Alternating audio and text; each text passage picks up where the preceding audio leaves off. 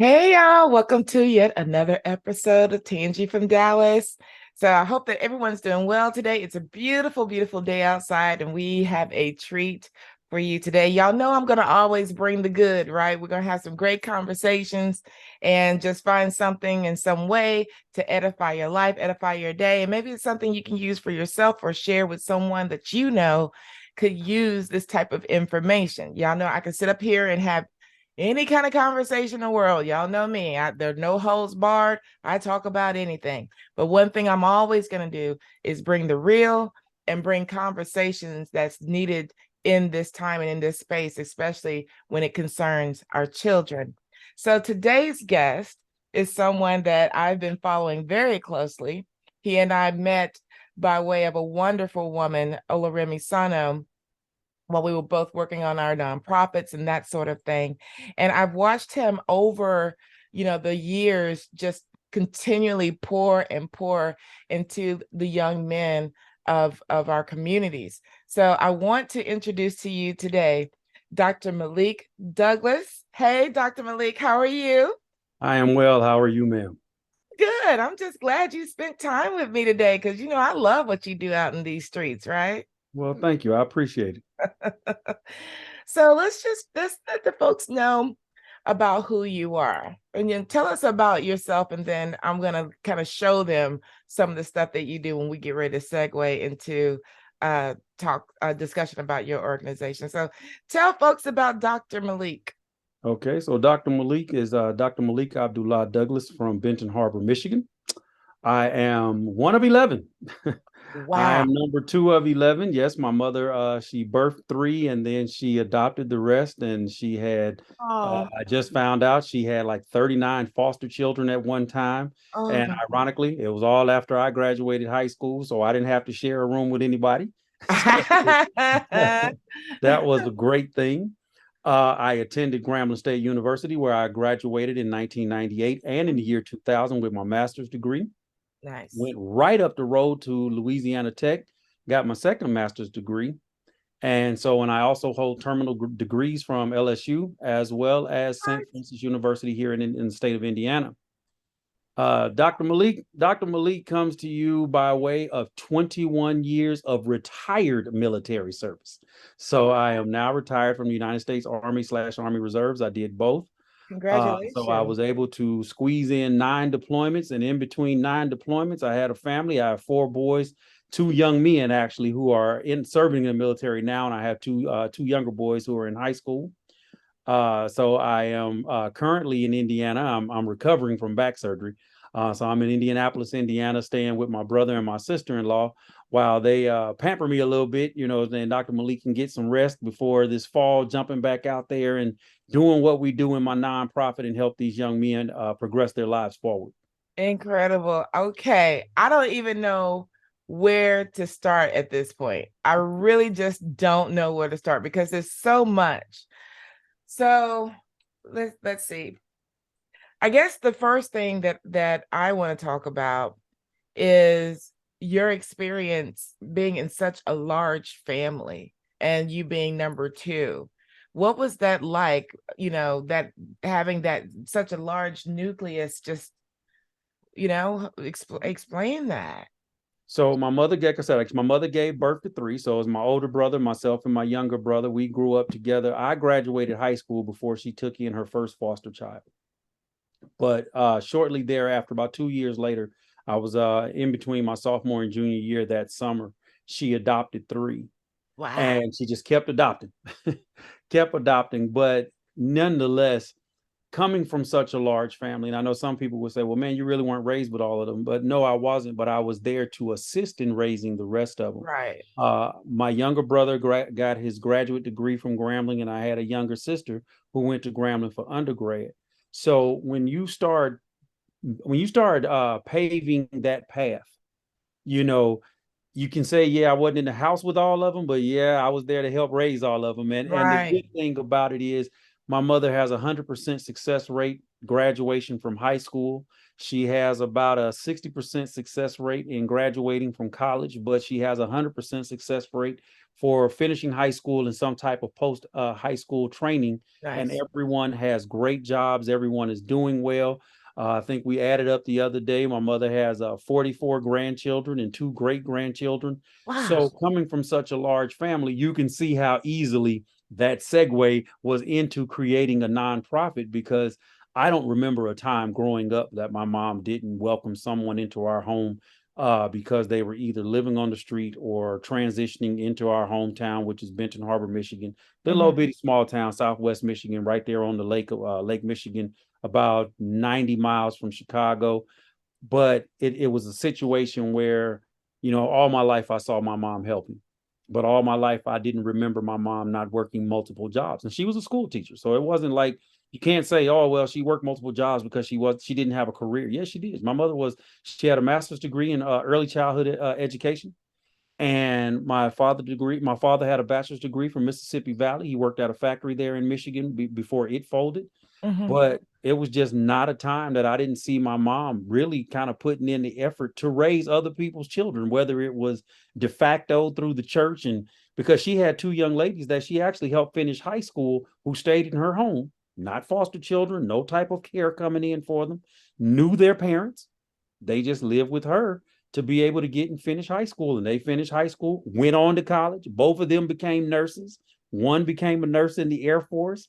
So it's like, yeah, hey, you come from a large family, you learn how to do large family things. Clearly, and I just see how that's just really, impacted how you do. Now I see where that comes from, right? It's just ingrained into your DNA. You Yes, know, ma'am. God bless, the energy of your mother. And God just bless her. Just bless Yes, her. ma'am. And good grief. That is astounding. And it's something, I think, for women like myself, I adopted my child. Oh, okay. Yeah, because I didn't have children of my own. Due to, having all of the gynecological issues from the Johnson and Johnson talc powder situation, I couldn't have children. And so I adopted my brother's child because, he had her very young. He was very young himself, having a baby. And when she was born, it was like our relationship was maternal right from the start.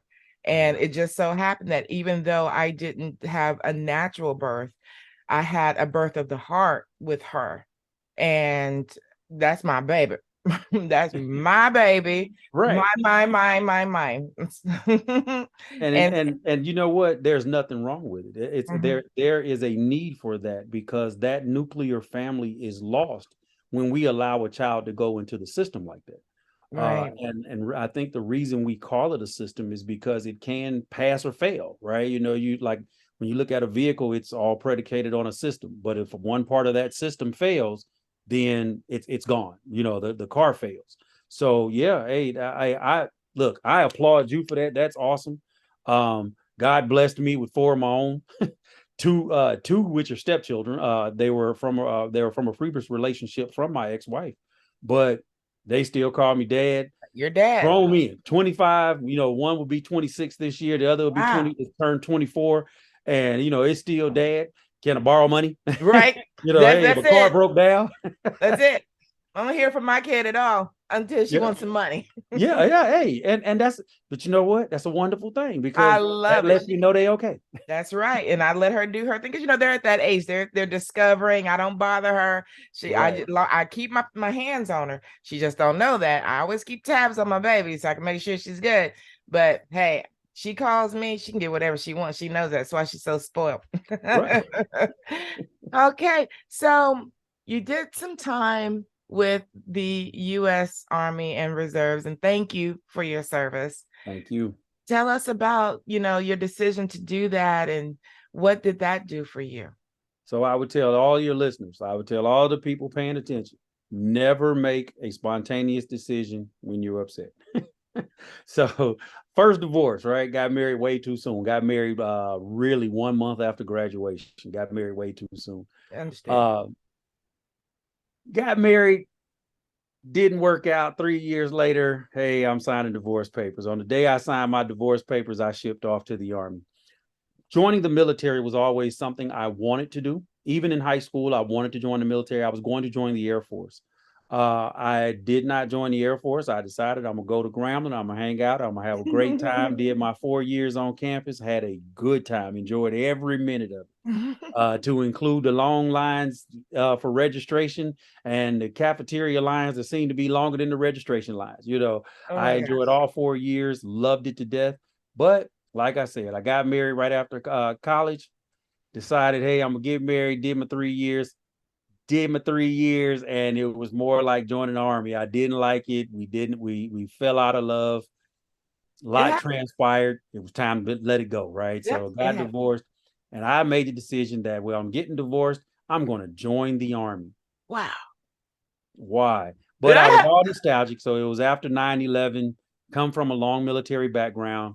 So I said, I'm going to do it, right? So I went ahead and I did it. And I joined the military. But I will be honest with you, I started out in the Army Reserves, had Mm-hmm. an opportunity to switch over and go active duty. I went active duty, became an officer, did Wow. 6 years enlisted, 15 years as an officer.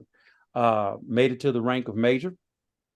Health issues, and didn't really see the point in staying in. I got out. I did my time, 21 Mm-hmm. years. I decided to sign the paperwork and retire. It was a great experience. 9 deployments, Mm. another divorce. Mm-hmm. So I would tell anybody, yes, the deployment ratio does attribute to not necessarily falling out of love, because I still care for my ex-wife, but Of there were course. some incompatibility issues when you deploy 9 times, 1 year, and two of them were longer than a year. Mm-hmm. Uh, that's just not good for the familial dynamic. That's something I think our country, I think DOD, I think the government needs to look at, is Mm-hmm. that if we ever get into another long-term conflict, what does long-term look like? Number one, I don't Mm-hmm. think we should ever be in a conflict over 5 years. If we can't do it in 5 years, we just can't get it done. Let's Agreed. pack up and go home. But we need to look at the stress and the strain on the family, because my youngest son is 14 years old. So Mm-hmm. if dad deployed 9 times Oh, for 1 year or wow. more each time, look at the large chunk of his life that I missed. And I essentially made my ex-wife a single mother. Right. Even though, yeah, she got the financial support. She got the dad calling home. I mean, this wasn't like Vietnam. Yeah, we could call home. We Mm-hmm. weren't waiting 9 months to a year on a letter. We Mm-hmm. could call home. We had, my first deployment in 2006, we had Skype, and we had what was the it wasn't FaceTime, Skype. Uh, I think it was I Skype. think We it was had just Skype, Skype. Yeah. and we had the various email forms. Facebook was just taking off, and so you had I'm about to date myself, but we had what was the other one? Not Facebook, but oh, I can't think of it. It was like one of the very first Was it platforms. AOL? Well, AOL was the The internet chat rooms? contact. I'm trying to think what the other social media platform. MySpace. You Oh, had oh yeah. MySpace. Oh, So, wow. Wow. mom and dad can stay in touch using MySpace, and you talk to the kids through all the different, the Skype and the on phone online. And we had fiber, and we had all of those. So you could talk to the family, but that's not like having that spouse there for that support, Agreed. dropping them off at daycare, picking them up from daycare, going to the school when they have meetings. And all of that responsibility falls on that military spouse. And we don't look at it like that. And I use the term military spouse because the spouse wasn't always a male, and the spouse wasn't all, and the stay-at-home spouse wasn't always a female. Agreed. Sometimes it was women, and that's a Right. heavy stress on a couple. It's a heavy stress on a relationship, and it's a heavy stress on those children. Mm. Very insightful information. And, I hope that our military will do better to give support in times of conflict, whether you guys are having to be deployed and stuff like that. Not I me. never I'm really, retired. Not me. Not, not me. right, you're done. You through. So yeah, but just generally speaking, I Yes, ma'am. someone like me as a civilian didn't really think about that. So that's going to be thought provoking. I'll be thinking about that having tea tonight. Because And that's really kind of bothering me. really, and I'm sorry for cutting you off, but Yeah. realistically, that responsibility, now that I am a civilian, now that I'm a veteran, that responsibility falls on me now. This is where I need to use those veteran sources and get back in contact with the leadership, current leadership in the military, and say, hey guys, are we looking at this even from the perspective of training exercises? Mm-hmm. Because we train all over the world, East Africa, Europe, Asia, in the polar ice caps, when training in snow training. All of that gets done thousands of miles away. So do we even need to rethink some of our training exercises that take the service member away from home for extended periods of time? And then we need to gauge, how does that affect us as a people? Because when you think about it, we're about to unleash an entire generation of people who came through 21 years of active combat service. And we're going to unleash them on the public, either as older people or as recent retirees like myself, who are going to need to be expressing how what affects us will affect the service members after us. Incredible. Hmm. Um, so now I kind of wanted to, wow. I'm thinking about people that I know, both women and female. I don't want to stay on this topic too long, but I'm just saying that's just how thought-provoking that is for me. And I'm thinking about, a couple of friends who did deploy, who had children and had to have other people care for their children Right. while they were gone. And I, now it's causing me to think about, well, okay, what impact did that have on the children? Is that why there were some behavioral issues, this, that, and the other? So I'm gonna dig a little deeper in that. And thank you for bringing that today. Okay. Um, so we talked about, the personal life, and we talked about, how you had a good time at school, at university, and then the time that you gave to the service and all of that. So now we're, want to pour into the topic at hand and introduce your nonprofit organization, Ndugu Kwe Ndugu. That's Swahili for brother to brother. Did I say that right? Yes. Ndugu Kwa Ndugu. Kwa. Yep. Hmm. And so your, mantra, I guess, for that, or your position on that, and the effort that you're doing is just to give back based on the life experiences that you've had to other young men ages 13 to 25, and help build skills and provide some support for, social issues, cultural support, that sort of thing. So tell us about your organization. So Ndugu Kwa Ndugu was really birthed out of the pandemic. It really was. I started working on it during the pandemic, and then finally it was brought to me, hey, I can help you start a nonprofit with a mutual friend of ours, uh, Olarimi Sano, who is another Grambling grad. She said, My hey, I can girl. help you start that. So I got it. Yep. So we worked on the paperwork one night till about 2 in the morning, got everything submitted to the federal government. I got my letter back saying, hey, you're a 501c3. We began operating. So even at this time, Indugu is morphing into something bigger. So it started out as just a nonprofit. I wanted to help young men to kind of give guidance. And so where we started with brother to brother was, I was kind of lazy, big brothers, big sister was already taken. So I wanted something that had a similar theme. So I said, well, I like the Swahili language, can't necessarily use brother to brother, that'll confuse things. So that's how we came up with the name Ndugu Kwa Ndugu. Mm-hmm. And so how we came up with the motto of men making better men, and I actually got that from a friend of mine who's a lieutenant colonel over in Europe right now. And he said, hey man, your motto really should be men making better men. And it started with he and I. Mm. Colonel Eli Segrist started with he and I just making contact during COVID, the early COVID months, the March, April, May time frame. We just calling young people, hey, how you doing? You okay? Having Zoom calls with our children, checking on them. Mm. And so from there, it was okay. So what can we do with this next? I ended up deploying to Kuwait for a year. I had a special friend there in Columbia, South Carolina. She was very great with everything she did, to include creating the logo you see behind my head. And what Michelle, she did with her company. So she has a company called MJP. It's some kind of service solution company. I know it's dealing with HR, but I'm not 100% sure. But that's Mm-hmm. the name of it, MJP. And so, but MJP was great. We started doing Zoom calls. We started reaching out to young people, and then we came up with the idea a virtual college fair. I'm not going to sit here and tell you I think I was the first, but I think we perfected it. All right, I can dig And it. so we had a virtual college fair. First one out the gate, 97 participants. Nice. Out of the 97, 23 full ride scholarships. 15 of those all go to Russ College. Incredible. Yeah. We had a subsequent one, I think it was like January of 21. 90, I think we had 90 participants, but we had 80 college scholarships, not all of them full rides, some of them partial, some of them full rides. Thank the Russ College again. Tougaloo, they stepped up. So what we decided with Me and Making Better Men, we're going to take this another step. We're going to take this to the point where young people, they get direction from us. Do you want to join the military? What better person to talk to than a guy who has 2 children in the military and I have nothing to gain from it?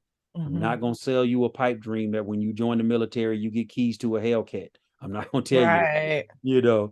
but what we do is, and what we're working on now, and it's just 5 of us, but what we're working on now is we're giving direction for college. Do you really want to go to college? Well, man, look, I don't want to go to college, but I want to be a barber. Well, you don't have to go to college to be a barber, but what we do request is that you at least think about going to some of the smaller business schools, get a 1-year, 2-year certificate, or even an associate's degree in business so that you're not just cutting hair, you're Right. owning a shop. Well, look, Right. man, I want to drive trucks. Okay, got it. So let's put you in touch with companies like Cisco Foods and Mm. Swan Delivery Company so that you can learn how to locally drive while working on your CDL. So when you turn 21, you get your CDL, you get your hazmat certification. All those things come into play. Well, doc, I want to be a nurse, but I don't really want to go to nursing school right now. I kind of want to take a gap year, just get some rest. Well, I don't think your parents going to support a gap year, but Mm. let's get you over here to get your LPN or your CNA to determine whether nursing is what you really want to do. But if you decide to go to college, that CNA becomes a job for you while you're in college. It's part-time, you make awesome money, and you can pay your way through school. You choose that, hey, I don't want to finish school, or I just want a 2-year degree in nursing, you're already one step closer. So that's really what we're doing. We're offering these young men direction without beating them over the head that you got to go to college. No, you don't have to go to college. Agreed. You can be successful without college. But how do you reach that level of success? We help you get that map, get that road, get that path to success so that you're not falling back and settling for crime or settling for hustling. We believe in the hustle. Part of our terminology within the programming of self-efficacy, we believe in the hustle. Mm-hmm. And the hustle is not lying, trying to get somebody to take something away from somebody. But what is that hustler's mentality? That hustler's mentality is, I'm going to work 20 hours a day so that I can party 48 hours on the weekend. Mm-hmm. But what Mm-hmm. about the other 4 hours? I'm dreaming about hustling. Mm-hmm. Mm-hmm. I So love that's it. how we take it. And that's what we try to instill in the young men that we work with. And while you were talking, I was just sitting here just thinking, especially after going through this layoff, and I'm trying to do my best to support people who not only were part of this massive Sirius XM layoff that happened this week that none of us were expecting, 475 people, that's huge. And I'm just kind of thinking just some of the things that you're even talking about, how you just laid that out to have these conversations. Do you want to go to college? If not, then what do you want to do? What do you want to do? And let's find a pathway to it. I can see how even that information can help someone that's in this space right now, that has dealt with a layoff, that is in this space of what do I do next? You've Right. given everything that you could to an organization to build their dream. What about your dream or my dream, right? And that's the space that I'm in. And that is the space that a lot of folks that I deal with now every day, that I've thrusted myself into this place as a point of support. That is often what is talked about. That is the question. That is the concern. What do I do now? And so I go into some of the same conversations just like you. Okay, well, how can you support yourself now? What can you do that you can offer as a service to start building on that? So we're certainly aligned in that. And as I'm just kind of having this conversation, I'm thinking this would be great for me to share this episode as a focal point on the Life After Layoff podcast, which is doing very, very well. So what I would like to share is I'd like to show folks a PSA that you all did that I found on YouTube. And it's where you guys are getting the guys ready, getting them suited and booted. Yes, ma'am. So I want to just show the folks what you guys are doing out there. So let me go ahead and share that. Hold on. Hey, what's up, world? This your guy, Dr. Malik, just letting you know that August 1st is coming up quickly. It is not too late to mail us or deliver your suits to P.O. Box 90858, Columbia, South Carolina, 29209, so that we can get those suits cleaned, sterilized, and disseminated to the young men of the Columbia area on August 13th at 10 o'clock until 3 o'clock at Doco Meadows Park. And then once we pack that project up, we're moving over to the gala in Columbia, South Carolina, so that we can party all night long for our comedy show and party fundraiser. Come out, hang out with us. We're going to have a great time. Doco Meadows Park and the gala. Come out and hang out with us. God bless. Love it. Love it. Love that. That was an insurmountable task. Woo. We actually helped about 100 young men that day. We helped about 100 young men, and there are some really heartfelt stories that went along with that suit giveaway. And I want to just, if I can, just publicly thank everybody that has helped us with that project, because we still have a mountain of suits left over. We wanted to be able to facilitate at least 500 young men that day. People showed up and showed out. I got clothes in from all across the world, East Africa, Europe. The very first suit we gave away was an Italian-made suit. It was unfinished. We had to get it completed once we found a person that could wear it. I got military personnel involved, corporate personnel involved, fraternity brothers, members of the Divine Nine organizations from all over the world supported that effort. I mean, we got boxes in even after the event. So that thing was awesome. We were able to facilitate 100 young men. This year, we're going to try to do the same. I have, this is not me shaming anybody, but I've written letters to Men's Warehouse and to Joseph A. Bank. Joseph A. Bank there in Columbia, South Carolina, was one of our first contributors. And there's a picture of a young man holding a suit in his hand. We actually took him, he went to go meet with the governor. And his coach had asked me, he said, man, look, I got a young man going to meet the governor. He's a senior, he's graduating, but we won the state championship. He's the one we selected to go meet the governor. And I said, man, you can't send a kid like that in a used suit. I went over to Joseph A. Bank, and if you ask, you may receive. And we did. So there's a gentleman by the name of Joseph Scheinman, not the same one that's on a divorce court. So this guy's name is Joseph Scheinman, great guy there in Columbia. And he outfitted the young man. We, matter of fact, we bought 3 suits. They were for $49 each. Joseph A. Bank came through. He got suit, tie, shirt, socks, the works, pocket squares, and we dressed him well going to meet the governor. But those 100 young men, I think the most touching story of that day, there was a young man who he had gotten into some trouble, and he came over with a group of young men that were from one of the correction homes. And their advisor brought him over, and young man said, look, man, I got me a suit. And I said, well, why? He said, I got me a suit because I got to go to court on Tuesday. And they made sure he got one of the finished suits, and he had to go to court on Tuesday. And he said, well, I want to make a good impression with the judge to see if he'll let me go home. About 2 weeks later, I get an email, and I really didn't pay the email much attention because my nonprofit email gets flooded. And I read the email. I finally read the email, and it was from the judge. And he said that he really appreciated us giving the young man the suit. The young man came in a totally different person. He got a suit. He got a free haircut. We gave away free haircuts that day as well. And he said the young man came in, dressed, shoes polished, tied well. And he said he let him go home. He said after that particular hearing, 10 days later, he allowed him to go home because he felt like he had turned that corner. And happy to say the young man is graduating high school in May. That's awesome. Yes, ma'am. Congratulations to him. Thank you. Congratulations to the effort that y'all put into. Shout out to Joseph A. Bank out in South Carolina. What's his name? Joseph Shineland? Yes, sir. Hey, that's my guy, Mr. Joseph Shineland at Joseph A. Bank on the southeast side of Columbia, South Carolina. He All looked right. out for us. All right. We're putting him out there. So if y'all are in the South Carolina area, that's who you go see. We Yes, take care ma'am. of people who take care of us. Ooh, yes, Okay. ma'am. And so and that's a thing that I'm passionate about is dressing for success. It makes a difference when you put on that suit, you know, male or Yes. female.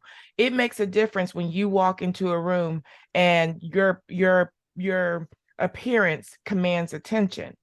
You know, you only have one good shot to make a first impression. Yes. Capitalize on that by giving your best. And you know, I was in Houston for my birthday weekend last month because I was turned up on the birthday.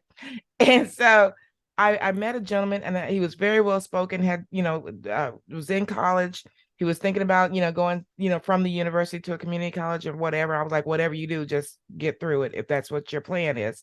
Right. And but I noticed, you know, with his appearance, I was like, oh, you could certainly do print modeling. You could work a suit. And he was like, I've never owned a suit in my life. I've never worn a suit. I was like, oh yeah. I said, you can get a suit and get that thing tailored. And then when you're ready, if that's something you want to do, I've got the connects. And he was like, tailored, what's that? And I'm like, my heart was started bleeding because I'm like, he probably never been exposed to anything like that. So my goal is to, you know, do what I can to try to support in any way. So this is great that you're giving, you know, young men this experience to be able to dress well in situations where it's really needed and where it can really make a difference. Yes, ma'am. And I mean, and what you just stated is the most important part about it. Young people just don't know. And I know we always use the term, you know, you don't know what you don't know, but it's sad that we have so many men that know. You know, that's why I say we've got to get back to that nuclear family perspective, because the way I grew up, it wasn't about who was in my house was my nuclear family. I mean, the guy down the street taught me how to ride a bike. My uncle across town taught me how to work on cars. The gentleman across the street, the older gentleman across the street, and my dad taught me how to move a refrigerator and you know, lift with your knees, not with your back. Right. So it's the same concept when we're preparing these young people for life. And I mean, I know they get a lot of images off television, and part of the cop out from my generation, they got YouTube. Yeah, okay. But guess what? They could learn even more intimately if you taught them how to do it. Right. You Agreed. know, my 14-year-old know how to tie a tie. We spent most of that day literally teaching young men how to tie a tie, and some grown men. That's Mm-hmm. why we expanded to 25, because we had some grown men that we had to teach tie a tie. And I had a couple of fathers. Hey man, I really appreciate what you did. And, you know, during your Dress for Success segment, you know, hey, I learned some things because so in order to get a suit, you had to sit through a 30-minute presentation on Dress for Success. I had more adult men sitting up front paying attention, to the point I had to put the chairs on the stage with me so the young men would have somewhere to sit. Wow. But it was just, and it was great though, because I had this older gentleman, he came out of nowhere and was like, yeah, don't forget to do this and don't forget to do that and do this. And yeah, that little label on your sleeve, make sure you cut that off. You know, it was an awesome day, but those were the things that need to be taught. They really did. Bless your energy. Just bless your energy. I just love Thank you. this. So, child development in schools. I know you're super duper passionate about that and the crisis that our schools are going through right now with schools failing. Let's expand on that about that, you know, with child development in schools and this crisis. What is your position on that? So the new crisis is the short of teachers. And when I say short of teachers, I don't mean people who can go and stand in front of a classroom and occupy space for 6.5, 7 hours a day and send your children back home. We need qualified educators. So that's the first crisis, getting qualified educators into the classroom. And that may even mean an extreme dynamic change in our school system. We may need to start partnering with companies and teaching from a more practical and pragmatic standpoint. But until then, if we're still going to have people standing in front of our children, we need to have qualified people standing in front of our children. For Well, sure. why do I say that? Because it's hard to develop a child if you have no experience. I think the most difficult thing I see these days and where people are bailing out on education is young people. Oh, I want a degree. I want to teach. And I got a degree in teaching and I did student teaching. I really think I'm ready. No, you're not ready. You Mm. need that partner co-teach where you find that retiring teacher to work with that incoming teacher for a year or maybe even two. And you apprentice them so that they understand that these are the demands of the classroom. These are the demands of your individual students. And the second crisis is we need to learn how to, and I know some people are going to say, man, now you're getting into the home. We need to learn that nutrition plays a major part in our children's lives. Absolutely. The little fruit cups and crap they get for breakfast, that's not breakfast. We need to start hiring nutritionists. I got it. Education is highly strained as far as who they can pay. That's a governmental problem. We can send $800 billion to Ukraine, and it's nothing against the war in Ukraine. I don't want to see anybody die. I've seen it enough. But $800 billion in 6 months to Ukraine, think we can commit maybe $1 trillion to our own children's education and advancement. That starts with nutrition. That starts with clean clothes. That starts with personal hygiene. I got it. People will say, well, man, that's dipping into the household. Parents need to do more. Parents can't do more. Why? The unemployment rate is down to 3.5%, but you have an unemployment rate at 3.5%, but you didn't increase wages at all. Right. You justified inflation. We're not penalizing any other companies that's jacking up and price gouging, but we're saying that a parent should still send their child out with proper nutrition, proper clothing, proper hygiene, the time and the daylight hours to be able to study, to read, to ascertain and comprehend. But guess what we didn't do? We didn't give that parent time from working those two jobs to be able to feed, to nurture, to believe in, to encourage. So now you bring a child back into the school building, and the first thing and a lot of teachers, oh, these children are incorrigible. Well, is it that the child is incorrigible, or is the child not being nurtured at home and at school? There was a time that parents had faith in the teachers. Let's think about it. Parents had faith in teachers to be able to fill in where they couldn't. Agreed. We had the faith in our teachers to be able to chastise our children. Now, I'm not going back to corporal punishment, even though I'm an advocate of it, but I'm not going back to corporal punishment. But we didn't have a problem with our teachers chastising our children with a great moral baseline. Right. Now, some of these teachers, we have to even question, hey, man, are you seem a little unscrupulous yourself, and you chastising my child. Right. But when we look at the crisis in education, it's not just the lack of schools, the lack of education, but it's a lack of teachers. It's a lack of qualified educators. It's a lack of administrators who actually care. When your pay disparity between teachers and administrators is about $65,000 to $70,000, that's a problem. We need to fill in that gap in some kind of way. And I don't think it's increasing taxes. I think it's about looking at, from a moral standpoint, what are we doing with the money that we're using? I got it. Trust me, I understand federal aid. I understand sending money to other countries. I got all of that. Trust me, I saw it up close and personal from being overseas as many times as I was. But what I'll never understand is that we justify giving money to other countries, but we don't justify pouring into our children, and we create these delineating lines. We're actually redlining in education, if people want to call a spade a black car. Yeah. We don't want to do that, but I know when you can say, oh, well, this suburban school has what they have because they pay this amount in property tax, and they basically create a millage to where they're paying for these extra services.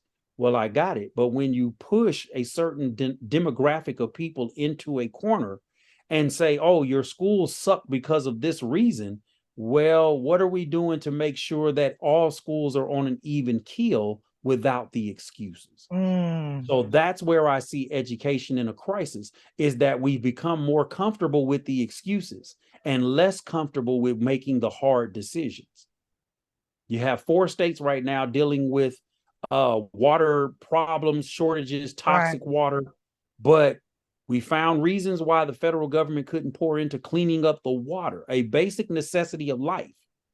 But then you made us judge between education, basic nutrients, water, basic sustaining properties of life, Ukraine. And yeah, I'm gonna keep beating up on Ukraine because I'm just not seeing the benefit in it.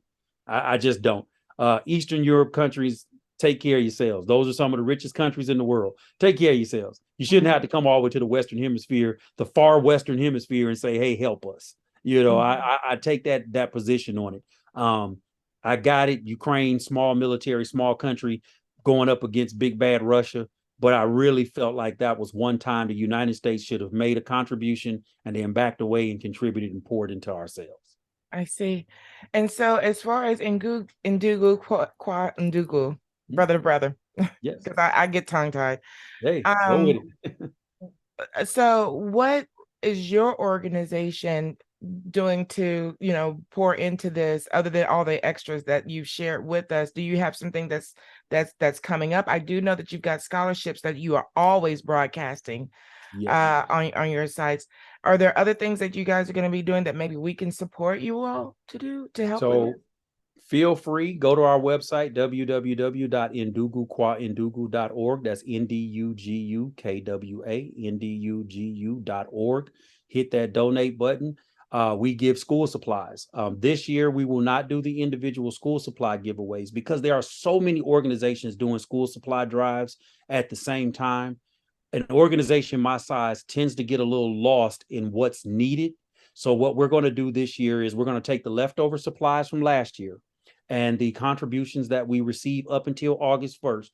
And we're going to take those contributions and donate them to a single school. I'll probably end up going back down to Columbia, South Carolina. There's a high school down there called Ridgeway. I have a fraternity brothers that's the football coach. And he tells me all the time that classroom budgets are the first budgets they attack when they have to make adjustments in the school. So what I want to do is take those supplies that we have. I think we have over 100 pieces of school supplies, 100 binders, 100 notebooks, composition notebooks, over 1,000 ink pens. I think we got like 2,000 colored pencils. Donate those to the school. I think they'll go a lot further than us trying to do an individual school supply drive. So if people want to donate money, if you want to mail, P.O. Box 90858, Columbia, South Carolina, 29209. You can donate, you can mail us in stuff. But if you make a donation, if you want to make it anonymous, that's fine. But we use Stripe. And Stripe, when you use your credit card, you scan your credit card, your mailing information according to your card is what comes out on your receipt. And we see that on our side. If you want to, we are a 501c3 federally as well as in the state of South Carolina. So if you're in South Carolina, we can get you that tax break, and we can get you a tax break. We're a 501c3 at the federal level. And if you go to our website at the bottom of our page, all of our information is on there. I know some people said, "Oh, you probably shouldn't do that." Nope. I want to let everybody know that we are on the up and up. That's right. You have no reason to take from you. And so whatever you donate, if you want that letter, let us know. We will come back. I will send you that letter personally. I sign those letters, I mail them out, and I send you a digital letter with a digital signature. And so with those contributions, we plan to help one of the schools there in South Carolina. But we even go a little further. So if we hear about individual students and there's a legitimate need, please don't send us, "Hey, this kid needs," just because mom won't get. We need that child that needs a legitimate need. And so we get a lot of counselors that reach out to us. And sometimes we're able to reach into the Ndugu coffers and sometimes coffers. And sometimes we have to reach in our own pocket, but we do it. And we don't make any bones about it. Because just like in North Carolina last year at Christmas time, we bought bicycles and toys for an elementary school that wanted to make sure every child went home at Christmas with a gift. Well, Dr. Malik believes in going big or go home, right? So I bought bicycles. Nice. And I bought toys that couldn't be wrapped. You would need a whole roll of wrapping paper. So you see this kid going down the street with a big old train box on his shoulder. Yeah, my bad. Oh, that's awesome. Well, yes, thank you for sharing that information. If you'll make sure that you email that to me, I'll I make sure will. that I put that in the podcast and put that anywhere else that I share this wonderful conversation. Yes, ma'am. Thank you so very much for spending time with me today. I think it's important to share, what folks are doing great in the community and where we can find opportunities to give back, because when you give, it comes back. And it's just what we should do in these days and times. It's just needed so much. So thank you. Many blessings on your energy, many blessings in your recovery with that back surgery. I'm glad to see you just moving around and getting it done. Yes, ma'am. Thank you Thank very you. much. I appreciate you. Thank you for taking the time to even recognize us as an opportunity to speak with you and your listeners. I saw earlier today that you had an episode, 7,000 listeners. Congratulations. Thank you So very much. hopefully we can reach those 7,000 people and they can send us 25 cents each. Thank you. Hey, we'll take it, right? Yes, ma'am. All right. Thank you very much. And to everyone out there, thank you for joining and listening today. And be sure to check it out, right? The information will be there for you. And if you can give, please do, no matter how much or how little. Have a great day. With that, later, Gators.